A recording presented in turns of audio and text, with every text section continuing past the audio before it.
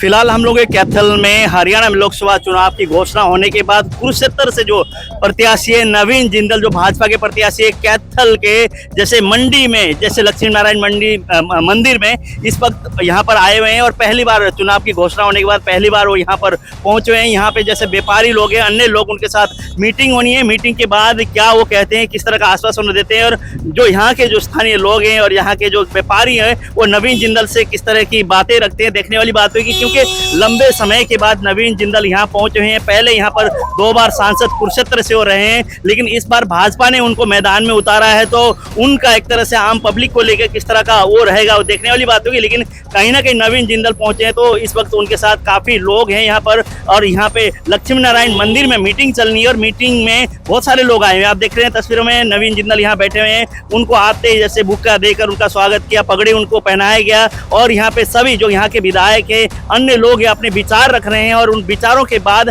हम लोग बातचीत भी करेंगे। मीडिया से बात करके जो मीडिया के सवाल हैं उनको किस तरह से नवीन जी एक तरह से जवाब देंगे, दिखाएंगे आपको तस्वीर भी। फिलहाल हम लोग कुरुक्षेत्र के एक तरह से एरिया में हम लोग लोकसभा में, और इस वक्त कैथल से हम लोग यहाँ से आपकी सीधी तस्वीर यहाँ की दिखा रहे हैं। अन्य क्षेत्र में भी हम जाएंगे, अन्य एक तरह से पार्टियों के नेताओं से भी बातचीत करेंगे, जानेंगे कुरुक्षेत्र के हालात क्या है और क्या लगता है यहाँ से कौन सी पार्टी विजय होने वाली है। जिस प्रकार से सुरेश जी ने कहा, ये सच्चाई है। पूरी 9 कॉन्स्टिट्यूंसी में हमारा इरादा है कैथल वालों का, बड़ी बात नहीं कहनी चाहिए, हमारा इरादा कि हम 9 कॉन्स्टिट्यूंसी में 1 नंबर पर कैथल से जितवाने का काम करें।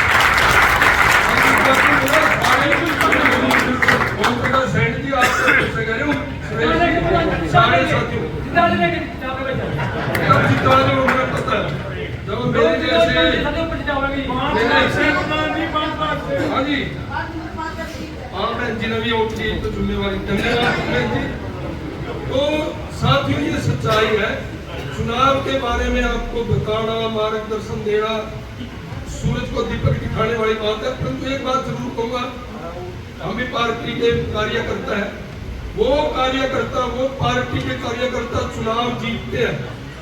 जब कहते हैं ना चुनाव पोलिंग का समय 5 बजे तक होता है और 5 बजने में 5 मिनट रह रही हूँ और हमारा भाई कोई कहीं भी मार्केट टाउन में किसी गाँव में कोई कार्यकर्ता आपको पता लग जाए, भाई सुरेश संधू जी का पुराना भाई, चाचा का अब तक वोट पोल कर नहीं आज का, तो उन कार्यकर्ताओं में ये हिम्मत होनी चाहिए कि 5 बजने में 5 मिनट से पहले भी हमारे उस बुजुर्ग को, भाई को बूथ पे ले जा करके पुलिस वाले अगर आपको रोकते तो गेट का लात मारकर घोरने का काम करें और उसकी वोट पोल करवाने का काम करेंगे, तो दुनिया की कोई ताकत नहीं है जो आपको चुनाव में शिकस्त दे। या साथियों, चुनाव आप जीत चुके हैं, मैंने बड़ी बात नहीं कहनी चाहिए।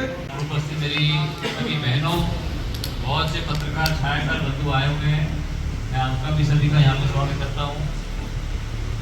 मैं जब आपके बीच में आया, मुझे आज वो पहली मीटिंग में याद है, बाबू जी के साथ लगभग हो गए होंगे 2004 की बात है, जब वो मेरे को आपको सौंप के गए थे, बहुत भावुक होकर के वो जो है आपको सौंप के गए थे।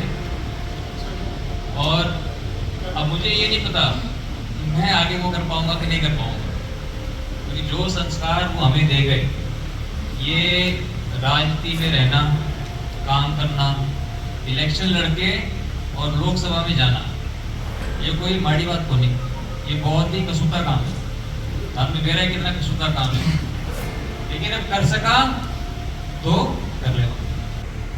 तो मेरे मन में वो भाव है कि मैं देश की सेवा करूं, और फिर मैंने जितना हो सका मैंने किया। अब जब है मुझे मौका मिला, मेरे भी मन में थी कि जिस तरह से माननीय मोदी जी, जिस तरह से वो विकसित भारत का उन्होंने सपना दिखाया, जिस तरह से वो काम कर रहे हैं, जिस तरह से पिछले 10 साल में उन्होंने काम किया, वो एक बहुत ही प्रेरणादायक नेता है। मेरे लिए बड़े सौभाग्य की बात है जब माननीय मोदी जी ने, खट्टर साहब ने, नड्डा साहब ने जब मुझे जो है आप लोगों की सेवा के लिए कुरुक्षेत्र के चुनावी मैदान में उतारा, ये मेरे लिए बहुत बड़ी सौभाग्य की बात है। और आप लोगों के बीच में आपसे मेरा रिश्ता ये पारिवारिक रिश्ता है, ये जिंदल साहब का जुड़ा हुआ रिश्ता है।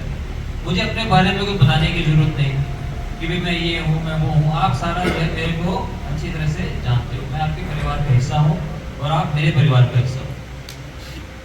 अब मेरे बारे में जो बाकी भाई यहाँ पे चुनाव लड़ रहे हैं वो कुछ कुछ आके बोल जाते हैं मेरे बारे में, मैं नहीं बोलता।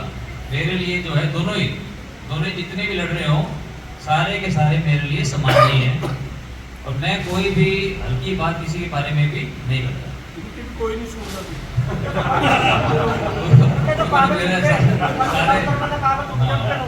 सारे बहुत सियाने हैं। अब मैंने वो उठे कुछ पत्रकार भाई पूछ लिए, वो बोले जी आप जो है चुनाव था, आप बोले जी बाहर चले गए। मैं बाहर चला, वो बोलते हैं कि वो जब चले, मैंने बाहर से चला गया, थोड़ी देर को और आंटते रहोगे। पहले शुरू में आ जाता तो पहले चुनाव बैठ जाता, थोड़ी देर अच्छा है, थोड़ी देर करते रहे, घूमते रहे, हटते रहे। इसलिए मैं आप लोगों के बीच में हूँ और हम सारे भाई, ये एक मौका है हमारे लिए, जो मोदी जी ने विकसित भारत का सपना दिखाया है, ये मौका है। हम सारे के सारे भारतीय जनता पार्टी के अंदर, और भारतीय जनता पार्टी जो है तो मेरे लिए नहीं बनी। 96 में जब बाबूजी यहाँ चुनाव लड़े थे तो विकास पार्टी और भारतीय जनता पार्टी का गठबंधन था। तो मेरी शुरू में ट्रेनिंग जो है आप लोगों के साथ ही मेरी ट्रेनिंग हुई, आप लोगों के साथ ही मैं आंजा करता, आप लोगों के साथ ही घुमा करता। तो इसलिए जो है आप लोगों के बीच में आकर के मुझे नहीं लगता है मैं अपने परिवार के अंदर मैं आया हूँ। हमेशा जब भी आया हूँ आप लोगों को बहुत प्यार और आशीर्वाद मुझे मिला है और मैं ईश्वर से यही प्रार्थना करता हूँ कि भगवान मुझे इतनी शक्ति देना, मुझे इतनी बुद्धि देना कि जो आप लोगों की मेरे से आशाएं हैं, मैं भी और भारतीय जनता पार्टी के सारे भाई बहन मिलकर के आपकी आशाओं पर खरे उतरे और आपने जो पगड़ी बनाई है, आपकी इस पगड़ी की हमेशा लाज रखें।